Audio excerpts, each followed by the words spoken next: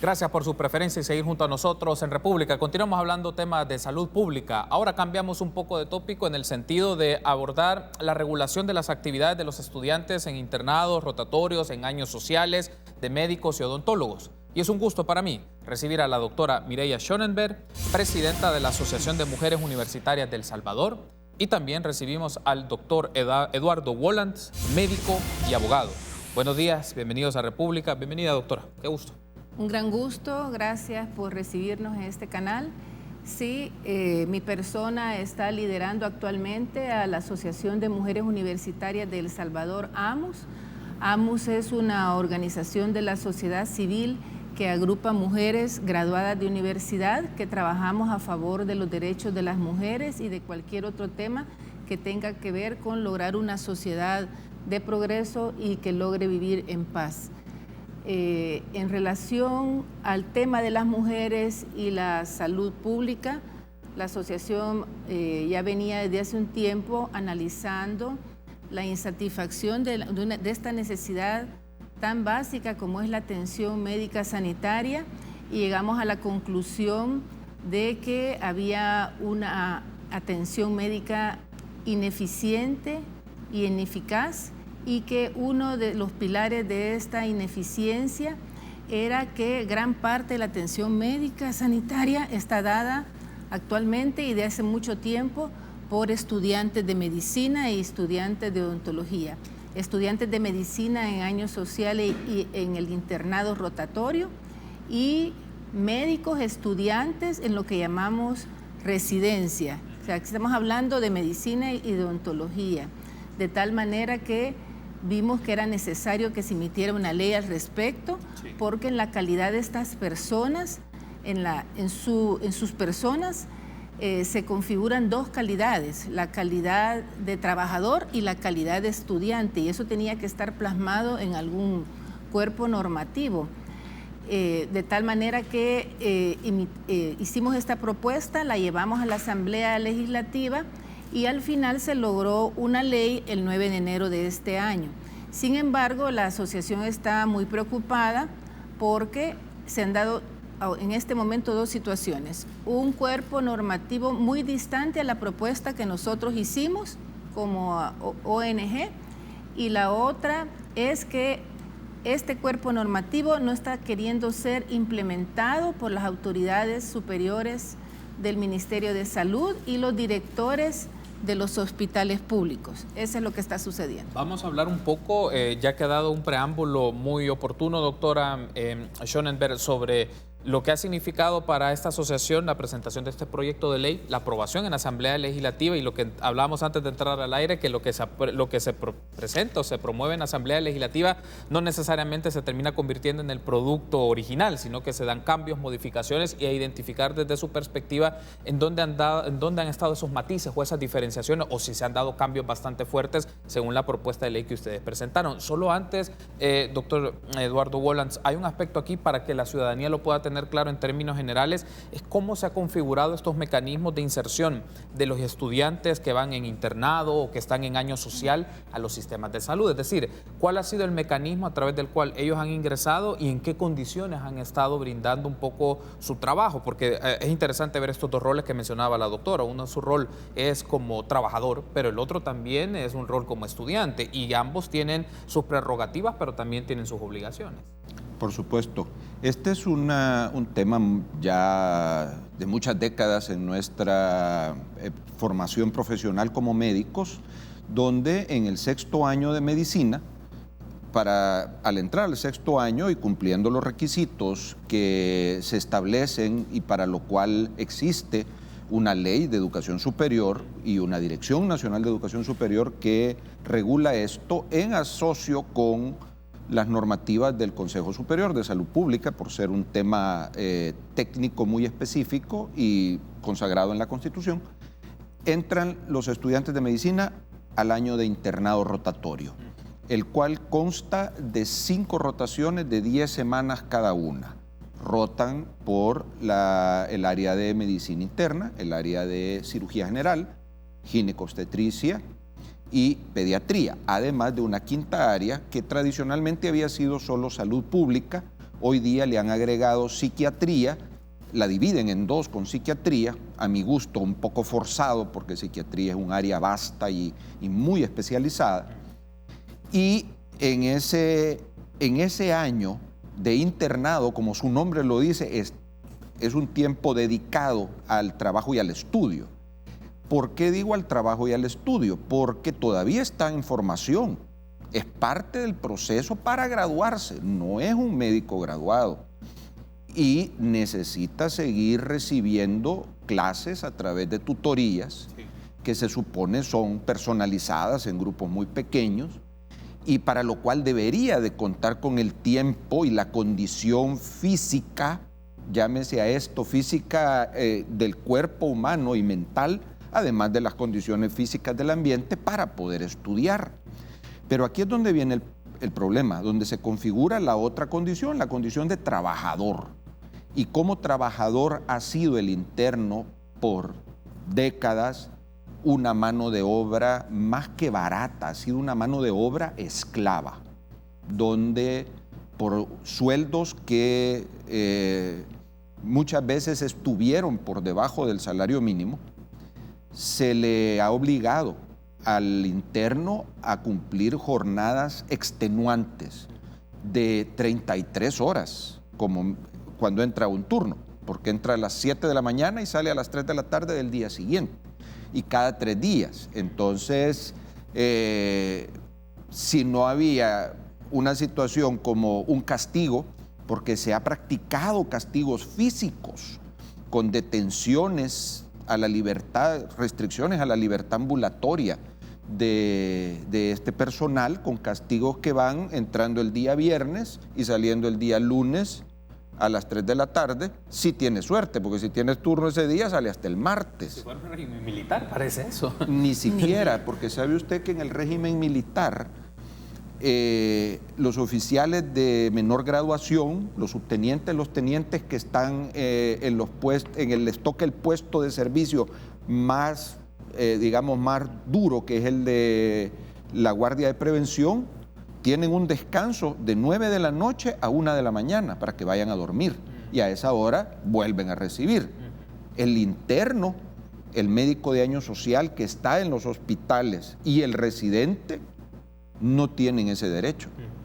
Si tuvo suerte, dormirá algún momento, si no se va con privación de sueño total. Ha mencionado algo, ¿cómo se fueron construyendo toda esta serie de condiciones, doctor, para cuando llegan los estudiantes de medicina que ya están en el periodo para hacerlo, como usted lo explicaba, ya desde un 6º año? Entiendo que ya pueden ejercer este trabajo y desarrollarlo como tal en las instituciones de salud, pero ¿cómo se fueron construyendo todos estos patrones que son perniciosos para sus condiciones de salud física, mental, pero también sus mismas condiciones laborales? Por supuesto, esta es una práctica que se construyó bajo un mecanismo anacrónico.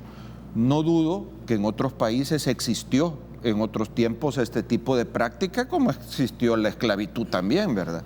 Pero aquí el problema es que se ha ido perpetuando de generación en generación del gremio como una práctica normal, donde se considera que, y no por todos los colegas, por supuesto, que el sufrimiento y ese tipo de maltrato conforman el carácter del médico. Eso no está escrito en una normativa pedagógica, ¿verdad? Porque eso es antipedagógico o antiandragógico, porque aquí hablamos de adultos ya, pero ha sido la costumbre la que manda. Y se han hecho en base a esa costumbre reglamentos que eran los que manejaban o dominaban la organización del sistema hasta la salida en vigor, la puesta en vigor de esta ley, como el del Sistema Nacional de Salud o público y el del Seguro Social. Pero ha sido, como le digo, la costumbre, el deseo y la imposición de los criterios anacrónicos. Tengo que hacer una pausa, pero al regresar me gustaría, doctora, que nos describa un poco el proyecto de ley que ustedes presentaron en enero de 2018 versus el proyecto que aprobó la Asamblea Legislativa justo un año después, enero de 2019, y también algo que usted mencionó y me gustaría que lo podamos ampliar un poco más, es ¿brindan atención médica los estudiantes o que están en calidad de residentes o están como internados? Pero ¿qué regula el ejercicio que hacen ellos de brindar atención médica? ¿Quién debe supervisarlo? ¿Cómo debe supervisarlo? Aspectos claros para nuestra ciudadanía. Regresamos en instantes.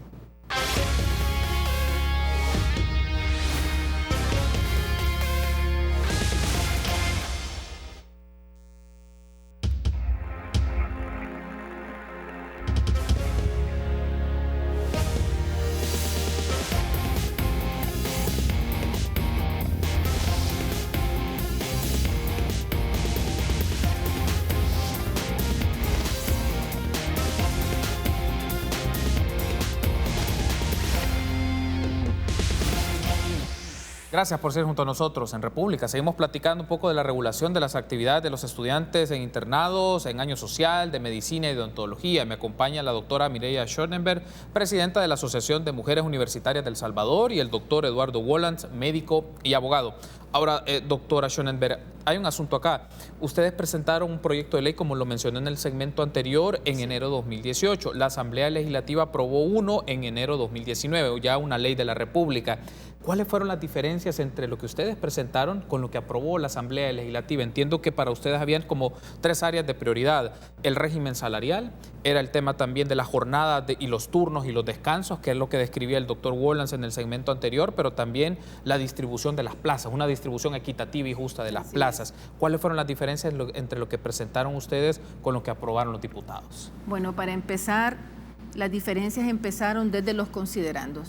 Nosotros escribimos y emitimos una propuesta con el primer considerando, era en relación al preámbulo de la Constitución, donde se establece que la base del respeto es la dignidad humana. Ellos omitieron completamente eso. En segundo lugar, el artículo 1 de la Constitución fue otro considerando para nosotros, porque hay que recordar que ese artículo establece que la persona humana es el origen y el fin del Estado. Y eso es importantísimo cuando uno va a emitir una ley de salud, porque de la salud deviene la vida. También nosotros establecimos el artículo 37, donde se dice que el trabajo es una función social y que goza de la protección del Estado. Asimismo, el artículo 38 de la Constitución, donde establece que no va a poderse trabajar más de 44 horas semanales ni más de 8 horas diarias, y de que deben reconocerse el tema de las jornadas nocturnas y las jornadas extraordinarias. Todo esto no fue tomado en cuenta en los considerandos de la ley. Ya yéndonos específicamente con el tema de las jornadas laborales, vemos, por ejemplo, y esto es algo que nos entristeció mucho y nos decepcionó en la asociación y en todas las personas que han revisado esta ley, el artículo 15, la Asamblea emitió que las jornadas de los estudiantes internos de medicina, que son estudiantes y trabajadores al mismo tiempo, y esta calidad tampoco se reconoció y era algo que nosotros habíamos puesto en la propuesta, la jornada máxima diaria va a ser de 10 horas. Sí. Esto no pudo haberse dado, no debió haberse dado, porque estamos violando la Constitución de la República. En segundo lugar, 80 horas semanales, cuando el horario semanal establecido son 44. Definitivamente nosotros hemos llegado a la conclusión de que esta normativa no pudo haber sido hecha por abogados, ¿verdad? Creemos que fueron personas que no tienen conocimientos en el derecho, ¿verdad? Ni todas las implicaciones y alcances que esto puede causar. Asimismo, nosotros habíamos solicitado que se evaluaran turnos cada 6 días y aquí se estableció cada 5 días los turnos.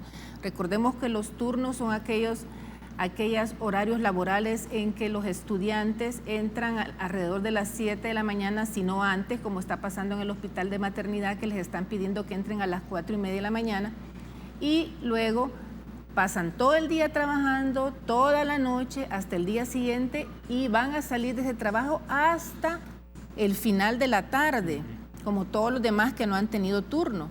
O sea que aquí estamos hablando 33, 36 horas.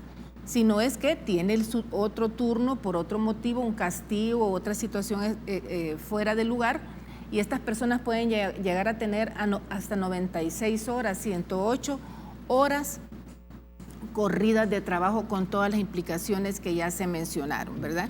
Así que este es uno de los principales puntos que tiene la ley y que es inconstitucional, pues, y amerita de algún recurso y amerita, pues, la exigencia de toda la población de que se reforme esta ley, debido a que cuando una persona tiene este tipo de horarios, ¿qué es lo que pasa en el cuerpo de las personas? Se da un trastorno mental, una falta de oxigenación adecuada, una incapacidad de poder pensar adecuadamente, de recordar, está afectada la memoria, está afectada la abstracción. Hay estudios múltiples de esto a nivel internacional. Tenemos un estudio que se realizó hace 6 años en el Hospital San Rafael. Se hizo un estudio con los residentes que tenían más de 24 horas de turno y se demostró que ya no tenían las capacidades cognitivas, intelectuales e incluso físicas para trabajar. Entonces, ¿a quién estamos poniendo en riesgo? En primer lugar, a los estudiantes. Los estamos poniendo en situación de desarrollo de enfermedades físicas y psíquicas. En segundo lugar, de la población. Una población atendida por personas que no están en condiciones mentales ni físicas no va a recibir la atención adecuada. Y ahí comienza el problema. Largas horas de espera en todo lo que este estudiante está pensando, cómo va a resolver ese problema de salud que ha llegado hasta él. Largas distancias entre citas y citas, ¿verdad? Que es un tema del cual se queja toda la población. Sí.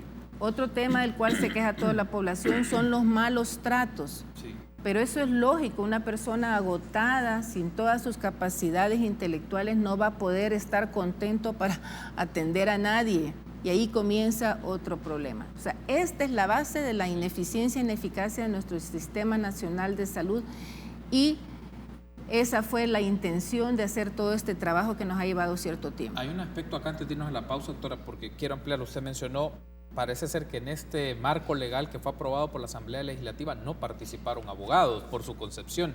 Entonces, ¿quiénes participaron? ¿Quiénes fueron los que influyeron en las decisiones de, en este caso, de los diputados y diputadas? Y si ustedes acudieron a la comisión respectiva, que entiendo que es la Comisión de Salud, para exponer, argumentar y desarrollar la justificación de su proyecto de ley. ¿Qué pasó ahí?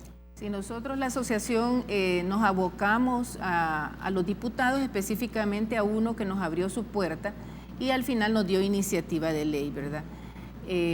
Pedimos a ellos trabajar con su equipo de asesores, que entiendo que son 2 médicos que no han estudiado Derecho, y no se nos permitió.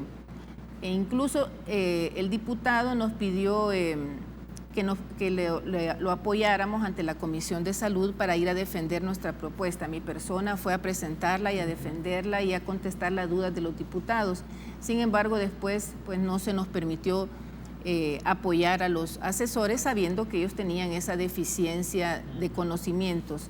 Y al final se tuvo esto, pues no podemos negar y debemos ser muy pragmáticos en decir que qué bueno que tenemos un cuerpo normativo que ya tocó el tema, qué bueno que ya esto se hizo público, porque este es un problema y una situación, como dice el doctor Wolans, antiquísima, ¿verdad? Que se ha dado por décadas.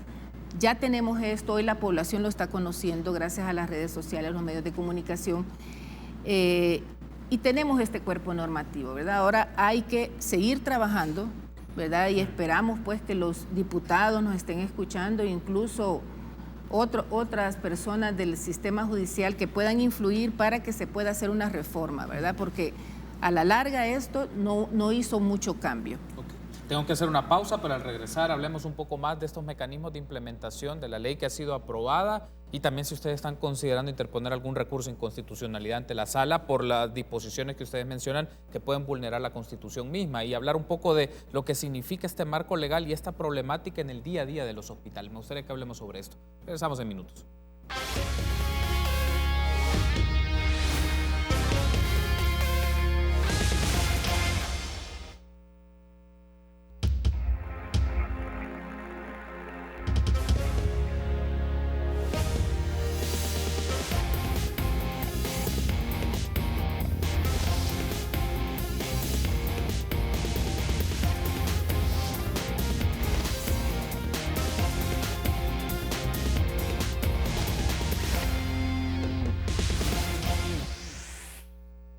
último segmento de esta segunda parte de República, que hablamos de la regulación de las actividades de estudiantes en internado rotatorio, de años sociales, de medicina y de odontología. Estamos hablando con la doctora Mireya Schonenberg, presidenta de la Asociación de Mujeres Universitarias de El Salvador, y el doctor Eduardo Wolantz, médico y abogado. Hablábamos en el segmento anterior, doctor.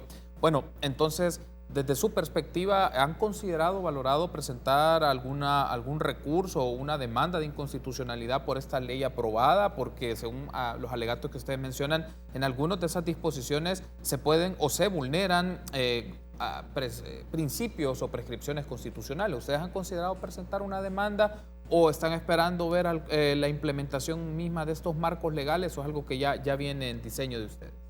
Definitivamente sí lo hemos considerado, tomar las medidas legales pertinentes, que puede ser interponer recursos ante la Sala de lo Constitucional de la Honorable Corte Suprema de Justicia, porque en esta ley, que hay que aceptarlo, es un primer paso, un gran paso, porque no había nada, pero de todas maneras, en la versión que sacaron los señores diputados aprobada, se cometen violaciones a la Constitución. Por ejemplo, lo más importante, no se le reconoce a los estudiantes en el año de internado, a los del año social, su calidad de trabajadores. Se quiere ocultar la explotación laboral a través del término estudiantes. Pero es un ocultamiento muy burdo, porque en el artículo 15 dice que son los estudiantes de medicina que desarrollan las prácticas de internado, en su inciso primero, pero en el segundo dice que después de los turnos nocturnos, el estudiante de internado no podrá brindar asistencia médica directa. ¿Y qué es la asistencia médica directa? Sino un trabajo. Además, con el grave peligro que directo quiere decir sin intermediario.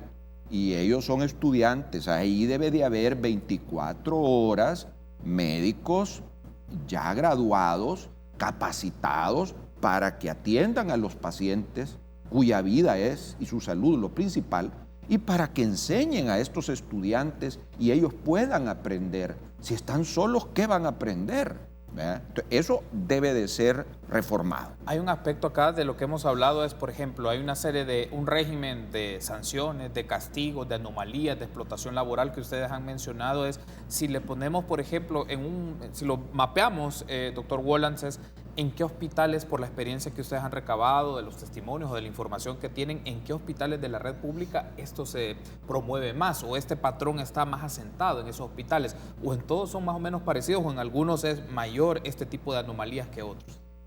Mire, en los hospitales esta ha sido una práctica generalizada, la de los castigos. Y esos términos de samingo y lulus, que es de lunes a lunes el castigo, eso ha sido una práctica de todos. Ahora, si esto no fuéramos históricamente, pues estas prácticas las aprendieron nuestros maestros, no me refiero a los actuales, los que a nosotros nos dieron clase allá en el Hospital Rosales, en el Hospital de Maternidad, en el Hospital Bloom, y se fueron diseminando por toda la red hospitalaria, y esto es una práctica inveterada. Entonces, ahora, nosotros actualmente recibimos quejas de que todo esto sigue dándose. Recibimos quejas de padres de familia, de estudiantes, de médicos, y señalan hospitales específicos. El Hospital Rosales, señalan al Hospital San Rafael, señalan al Hospital de Maternidad, donde dicen que a raíz de esta ley, lo que nos han comunicado es que están haciendo llegar a los internos a las 4:30 de la mañana para que empiecen a laborar desde esa hora. Otros hospitales donde los hacen marcar de salida y que regresen a trabajar. O sea, estamos haciendo un fraude de ley. Y que todavía en algunos casos hay, si bien la dirección ha dado orden, como en el hospital neumológico, que felicitamos al director por los cambios que finalmente realizó, se dio la orden que se cumpliera con la ley, y este 1 de mayo todos los servicios, casi todos, se fueron a trabajar por el sistema de turno, pero parece ser que los del servicio de cirugía, los jefes decidieron que eso no aplicaba y que los internos de esa área trabajaran normalmente. Este es un tema importante de que lo entiendan los colegas médicos, y aquí les hablo como un abogado, pero un abogado que entiende porque vive como médico. No tenemos la autoridad en ningún hospital para violar la ley. Y ese tipo de acciones rayan los delitos, que pueden ser de carácter administrativo, pero hay muchos casos en que llegan a configurar delitos penales. Y yo lo he dicho muchas veces en público, que la detención de personal bajo intimidación, porque nadie lo amarra, pero si le dice usted a un estudiante que está castigado, que se queda y que si se llega a ir, se acabó su internado, se acabó su carrera, eso es un sistema de intimidación. Puede configurarse, de acuerdo al 149 del Código Penal, un delito de privación de libertad. Y si detrás de todo eso fueran otros temas como tener condiciones relacionadas a algún tipo de acoso, peligroso se conforma en un caso extremo hasta un secuestro, ¿verdad? O sea, creo que no hay conocimiento y la ley es para que todos la respetemos. Así que sí, esto debe de considerarse. Además, esta ley crea un consejo que va a ser el que revise todos los temas de educación de los internos, año social y residentes. Eso es educación superior, y la Constitución ordenó una ley de educación superior que ya existe, una Dirección Nacional de Educación que ya existe y un Consejo de Educación Superior que ya existe. Inclusive yo soy miembro de ese consejo. Esto es violatorio a la Constitución. También eso debe cambiar. Me restan 3 minutos, pero quiero aprovechar esto, doctora, para... Tuvimos en la primera parte de la entrevista a la ministra de Salud. No abordamos este tema de manera directa, pero sí se lo planteo a usted en este sentido.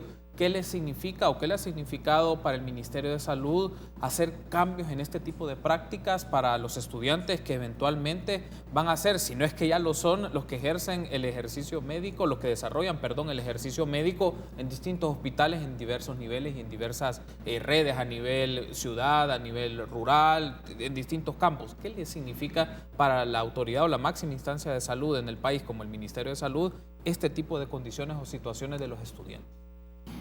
Usted me habla de implementar ya la ley. Sí. ¿Qué le puede significar al Ministerio de Salud? Porque prácticamente, aparentemente, solo el Hospital Neumológico lo está implementando desde el día de ayer. Lo que le va a implementar el Ministerio de Salud y al Estado es dinero, simple.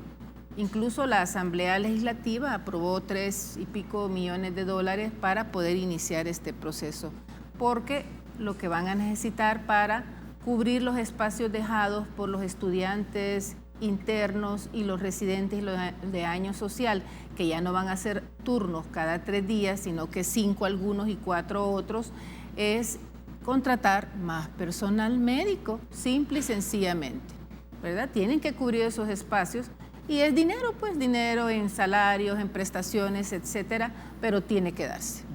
Muy bien, quiero darle las gracias por haberme acompañado. Doctora Mireya, un gusto. Doctor Eduardo Wolans, un gusto también. Gracias por haber estado con nosotros y darnos esta lectura, esta presentación de estos marcos legales y lo que significa para los estudiantes, a los internos o residentes que están en distintos hospitales de la red pública del país. Gracias, doctora Mireya Schonenberg, por haber estado con nosotros. Solo un último comentario. Sí. Quiero pedirle a los directores de los hospitales de San Bartolo, Sonsonate, Maternidad, el Hospital San Rafael, que por favor lean la ley, se asesoren y comiencen a cumplir lo más básico, que es que los internos realicen los turnos cada 5 días. Recuerden que no cumplir una ley tiene implicaciones legales, que es configurarse esas conductas en delitos y esos delitos son penados.